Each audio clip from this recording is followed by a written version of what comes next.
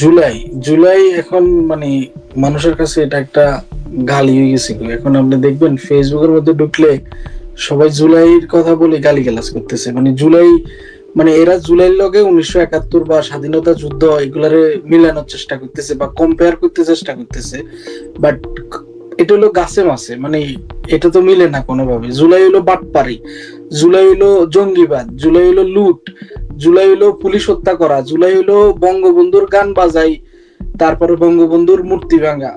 জুলাই নিয়ে মন্তব্য যেগুলো আপনি দেখেন, এই যে এরা জুলাইরে পুঁজি করি, এদের যে উপদেষ্টা হইছে, উপদেষ্টার পিএস এরা শত শত কোটি টাকার দুর্নীতি করছে। মানে যেগুলো বাদ খাইতে মাথাইতো না, ঠ্যাং মিলে হইতাইতো না, এগুলো অনগা হাজার কোটি টাকার মালিক, লাইক শত কোটি টাকার গাড়ি লই চলে। তো এই জুলাই হলো, এইটা হলো এক নম্বর বাট পারে। দ্বিতীয় নম্বরে দেখেন, এই যে জুলাইরে পুঁজি করি দেশের কোনো উন্নতি বা অগ্রগতি কোনো কিছু এরা করতে পারে নাই। এই জুলাইয়ের পরে আইন শৃঙ্খলার বাহিনী, আইন শৃঙ্খলার কি একটা অবনতি হয়েছে। মানে গত 6 মাসে 400-র উপরে খালি রেপ হয়েছে, 300-র উপরে মার্ডার হয়েছে। তো এইটা হইলো মানে জুলাইয়ের অবদান। তারপরে ইউনুচ্ছা দেশ সুদি হাতে কি করছে, হাতে হাতের যে ট্যাক্স টুক্স আছে সবগুলো হাতে মাফ করাই লাইছে, হাতে গ্রামীণ ব্যাংকের মালিকানা লইছে, হাতে ইয়ে করছে। মানে হাতের এটা হলো মানে বুয়েতি বয়সে হাতের একটা শখ জাগ যে হাতে বাংলাদেশের নেতৃত্ব দিব, বাংলাদেশের প্রধানমন্ত্রী হইব। তো এটার অনুযায়ী হাতে দীর্ঘদিন ধরে একটা মানে চক্রান্ত করছে, বিদেশ থেকে টাকা আনি বাংলাদেশের যে জঙ্গিরা আছে জঙ্গিদের মধ্যে বিতরণ করি, এদেরকে মানে শেখ হাসিনা বা আওয়ামী লীগ সরকারের পিছনে লাগাই দিছে।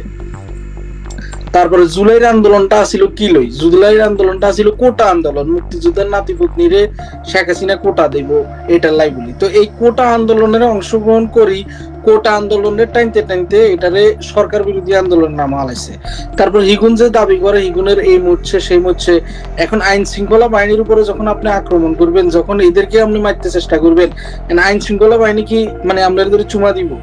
অবশ্যই ওরা ওদের যে আত্মরক্ষার জন্য ওরা অস্ত্র ব্যবহার করছে। তার মানে এই না যে এই জুলাই লাল বন্দর এগুলারে মারি গেলেছে, এইগুলারে এই যে জামাইচ্ছা বিএনপি জঙ্গিরা এদেরকে মারি ইন্টারন্যাশনালি এটা প্রেজেন্ট করছে যে আওয়ামী লীগ সরকার এদেরকে নির্বিচারে মারছে, গুলি করছে। এই জন্য বহির্বিশ্ব থেকে হয়তো আওয়ামী লীগ তখন একটা চাপে ছিল, বাট বিকজ মানুষ এগুলো দেখতেছে আর অনলাইনে দ্রুত এই রুমর গুলো স্প্রেড হয়েছে। তো জুলাইয়ের মানে আপনি আমার একটা ভালো দিক দেখাইতে পারবেন না, বা বাংলাদেশের একটা মানুষ ভালো দিক দেখাইতে পারতো না। মানে বাংলাদেশের মানুষের জন্য 1 বছরে ডক্টর ইউনূস কি একটা কাজ করছে, মানে এটা একটা উদাহরণ দেওয়া যায়। মানে এরকম কোন একটা কাজ নাই। আপনার দ্রব্য মূল্যের ঊর্ধ্বগতি, মানে এগুলো তো সব জুলাইয়ের ফসল। তারপরে আপনি দেখেন এই যে জুলাইতে যে পরিবারগুলা মানে বলতেছে যে তারা যোদ্ধা গো, মা বাবা এরা হইলো সবগুলো টাকার লোভী। এই যে আবু সাইদা মরে গেছে, দেন হাতের মা গতকালকে এক নিউজে বলতেছে কি সে ঠিক মতো টাকা পাইতেছে না, তারা টাকা দিত, অথচ এদের ফ্যামিলিরে কোটা লোটা ব্যাগগুলা দি, ফ্যামিলির এস্টাবলিশ করে চাকরি দি, 30 লক্ষ টাকা এককালীন দি। মানে বিশাল অবস্থা। যে কোটালে যুদ্ধ হয়েছে, কোটা কিন্তু চলমান, কোটার জায়গায় কোটার হলো ব্যাগিন হলো মানে হাক্কে তাই সরকারে পতন করলো, ক্ষমতা চিন্তা করলো ডক্টর ইউনূস। মানে জুলাই মানে জুলাইরে নিয়ে বিবৃতি দেওয়ার মতো এখানে আর কোনো কিছু থাকে না। তারপর আপনি দেখেন একটা স্বাধীন দেশ, স্বাধীন দেশের আবার স্বাধীন হয়েছে, 5ই আগস্ট মানে স্বাধীনতা দিবস, এগুলো যুদ্ধ করছে। তারপরে তাকায় দেখেন এই যে এই জুলাই জঙ্গি হাতে মুক্তিযোদ্ধারা কিভাবে লাঞ্ছিত হয়েছে, এদের গলার মধ্যে জুতার মালা দিছে। তারপরে সংখ্যালঘুরে বিভিন্ন ধরনের ধর্মীয় মানে ব্লেম দিয়ে ইগুনের মন্দির ভাঙছে, সংখ্যালঘু বেডিরে কদিন আগে রেপ করছে, তারপরে বাপ ছেলের মাথা কামাই দিছে। এসব তো জুলাই জঙ্গিরা করছে। জামাইচ্ছা বিএনপি এমন ভাবে মাথা ছাড়া দিয়ে উঠছে, মানে আফগানিস্তান ফিলিস্তানি কিন্তু বাংলাদেশ অনগা ছাড়াই গেছে। বাংলাদেশের মানুষের বিন্দুবত্ত নিরাপত্তা নাই। বাংলাদেশের মানুষ এখনকার হাঁটতে গেলে আমরা শেখ হাসিনার আমলে ভালো আছিলাম। তাহলে আপনি জুলাইটারে কিভাবে আপনি রেসপেক্ট আসবো, বা জুলাইটারে কিভাবে সম্মান দিবেন? আর একটা স্বাধীন দেশ দ্বিতীয়বার কিভাবে স্বাধীন হয়? মানে একটা রাজনীতিক ফাইটিং রাজনীতির একটা মানে যুদ্ধের ময়দানটা তুমি এটা স্বাধীনতা যুদ্ধ বানাই দিবা, এটা তো বাংলাদেশের মানুষ মানি নেব না। তো জুলাইতে মানুষ কি পাইছে? মানে জুলাই লই টকি টকি আবার এই যে এনসিপি দল গঠন করছে, জুলাইরে মানে ইয়া করি সামনে রাখি, তারা বাংলাদেশের এমপি মন্ত্রী হইব, প্রধানমন্ত্রী হইতো চায়। এই যে নাহিদ, তার বাবা শিশু দর্শন করি, তার বাবার ভিডিও আছে, আমি ফেসবুকের মধ্যে দিছি। একটা কুলাঙ্গারের ছেলে সেই বাংলাদেশের প্রধানমন্ত্রী হইতে চায়, এখনো ভিডিওটা আছে। তার নিজের শিক্ষা প্রতিষ্ঠানের ছাত্র হাতে সে মার খেয়েছে। তার বাবা খিলক্ষেত বসে বসে এখনকার দুর্নীতি করে, ওইখানে সে বাংলাদেশের প্রধানমন্ত্রী হইব। আমি চ্যালেঞ্জ করে বলতে পারবো ওয়ার্ড পর্যায়ে যাইও এরা একটা ভোট পাইতো না, মানে ওয়ার্ডে যে ইলেকশন হয় মেম্বার ইলেকশন সেটাও হইতে হইতো না। জুলাইরে নিয়ে এক্সপ্লেন করতে গেলে আর সারা রাত চলে যাবো ভাই। এই হলো জুলাই। এই যে আরেক উপদেষ্টা এয়ারপোর্টে অস্ত্র নিয়ে ধরা পড়লো, এত অস্ত্র ঢুকিয়েছে। বাংলাদেশের আইন অনুযায়ী অস্ত্র একটা নির্দিষ্ট বয়স আছে, যেটাও হাতের নাই। তারপরে 3 লক্ষ টাকা না কত টাকা কর পরিশোধ করতে হয়, সেটাও হাতে করে না। হাতে বেতন হয় কত ইয়া করতে করো, এগুলো কোনো জানি না। হাতে AK-47 এর মতো ভয়ঙ্কর অস্ত্রের ম্যাগজিন লই হাতে এয়ারপোর্ট হারিয়ে যায়। হাতে তো বাংলাদেশ দেখি হাতে বাঁচি গেছে। হাতে এটা যদি তার কৃষ্ণে কোথায় যেতে লাগছে হিয়ানে গেলে মানে বাংলাদেশের সম্মানটা কই যেত। হাতে যেহেতু রাষ্ট্রের একটা ইয়ের মধ্যে পড়েছে বা হাতের অবস্থানটাও কই যেত। তো এরা তো হলো জঙ্গি, এরা প্রতিনিয়ত অস্ত্র ক্যারি করে। আবু সাইদারে এরা নিজেরা মারি আওয়ামী লীগের উপর দোষ চাপাই দিছে। এরা এদের এই যে যতগুলো স্টুডেন্ট মারা গেছে সবগুলোর এই জঙ্গিরা মারছে। নোয়াখালীর একজন কৃতি সন্তান আছেন উপদেষ্টা মাস্টার মাইন্ড, তারে বহুদিন ধরে আন্ডারগ্রাউন্ডে কোথাও পাওয়া যাচ্ছে না। উনি কোথায় আছেন জানেন স্বপ্নের? নোয়াখালীর উপদেষ্টা কে? Mahfuz master mind. ও ঠান্ডা মাহফুজ। হাতে আসলে সাবে টাবে ওড়ে হাতে ইয়ে গেছে কদিন আগে। হাতের বাপের বলে এলাকার মধ্যে দিছে ফিডব্যাক ঘুরে বিএনপি নেতারা বলে হাতের বাপের দিছে ফিডব্যাক। আর হাতে উল্টা পাল্টা কথা কয়। অনগা ওই যে পদত্যাগ হয়ে যাবো করি বয় অনগা গর্তের মধ্যে ঢুকে রয়েছে। বাট হিগা আরেক জঙ্গি। হিগা যে বাংলা উচ্চারণ গুলা করে এগুলো বোঝা যায় না। এতদিন আগে নোয়াখালীর এটাই একটা কলঙ্ক। এতারে মানে কেউ চিনেও না জানেও না, হঠাৎ করে হাতে উপদেষ্টা হয়ে গেছে। হাতের অবস্থা গুলো দেখিয়েন, হাতের আগের ছবিগুলো দেখিয়েন। হাতে মানে দিন আনি দিন খাই না হলা। এখন চেহারার কি পরিবর্তন, মানে কি বলবো আর। তো হাতে ওই যে বিতর্কিত হওয়ার ভয়ে হাতে চুপ হয়ে গেছে। আর ওই যে তাদের মধ্যে সবচেয়ে অ্যাক্টিভ হচ্ছেন আমাদের হাসনাত আব্দুল্লাহ। সে যা কয় তাই হয় বাংলাদেশ। হাসনাত আব্দুল্লাহ তো জঙ্গিগো এত প্রধান, এত জঙ্গিগো হেড। হাতের বাবা, আমি কুমিল্লা দেবিদ্বারে খবর নিছি, হাতেও একটা দিন মজুরের ছেলে, হাতেও বাড়িতে একটা ঘর নাই। বাট হাতেরও অবস্থার পরিবর্তন হয়ে গেছে। ইশারায় এখন 1000 কোটি টাকা চলিয়ে গিয়ে তারপরে হাতে যা করবো তা তো হওয়ারই কথা। পুরো প্রশাসন ওদেরকে সমর্থন দেয়। আমার মনে আছে গাজীপুরের যে মন্ত্রী না এমপির একজনের ঘর বাড়ি লুট করতে গেছিল, তখন Hasnat Abdullah direct publicly declare করছে মারি ফেলে না কেন, নেক্সট টাইম পেলে ছাত্রলীগ বা আওয়ামী লীগ বা গাজীপুরের মানুষের মারি ফেলতে।